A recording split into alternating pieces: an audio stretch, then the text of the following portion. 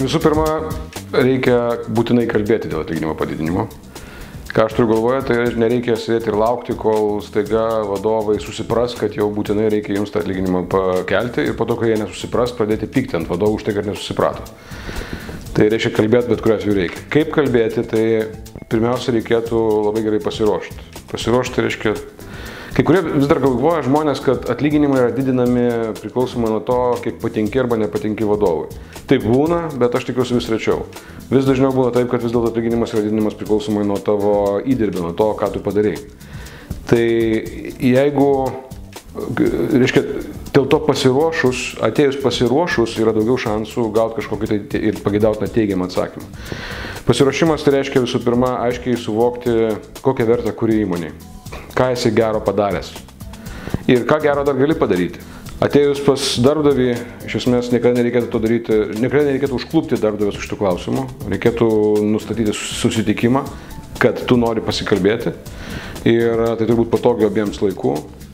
Ir atėjus kalbėtis, šiaip dauguma atveju, kada jeigu nėra reguliarios praktikos organizacijoje, reguliarių susitikimų su darbuotojais, tai dažniausiai, kada darbuotojas prašo susitikimo su vadovu, vadovui pirma mintis ateina į galvą, tai prašys didesnio atlyginimo. Kitaip sakant, jau iš principo vadovas daugeliu atveju būna nusiteikęs nekaip.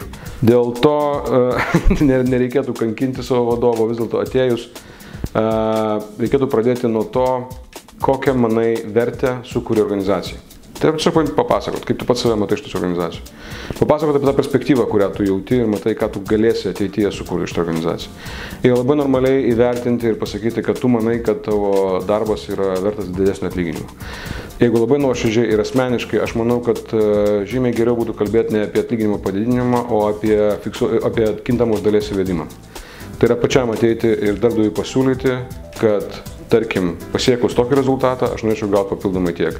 Padarius tokį darbą, aš norėčiau gauti papildomai tiek. Atlikus šitą užduotį, aš norėčiau gauti papildomai tiek. Tai yra pačiam inicijuoti kintamosios dalies atsiradimą. Neprisirišti prie fiksuotos dalies, kuri tiesiog savo laukti arba muštis tam, kad būtų padidinta dar 3 procentais, gal dar 3 procentais, o tiesiog turint fiksuotą dalį, pačiam inicijuoti kintamos dalies atsiradimą. Tai yra visiškai nesudėtinga, jeigu realiai savim pasitiki, jeigu realiai žinai, kad kuri vertė organizacijai, kad tikrai esi reikalingas. Problema yra kitoje vietoje, kai nesi tikras, kad esi reikalingas, kai manai, kad nepadarai visko, ką galėtum, kai jautiesi truputėlį kaltas organizacijos atžvilgiu arba vadovo atžvilgiu, tada prašyti atlyginimo padidinimo arba inicijuoti kintamą dalį būna beprotiškai sunku. Kitaip sakant, reziumuojant šitą visą pasakojimą, turbūt svarbiausias dalykas yra, kai visada visais probleminiais klausimais. Norint gauti rezultatą, dirbti reikia ne su kitais, o su savim. Tai yra aiškiai identifikuoti savo paties vertes, jaustis pasitikinčiu, dirbti sąžiningai, atsakingai. Tada visiškai nesudėtinga yra prašyti padidinimo arba tuo geriau ir tuo labiau, kas daugelio darbdavių bus žymiai maloniau priimtina, siūlyti papildomą kintamąją dalį už tam tikrus atliktus darbus. Ir tai niekada bus problema.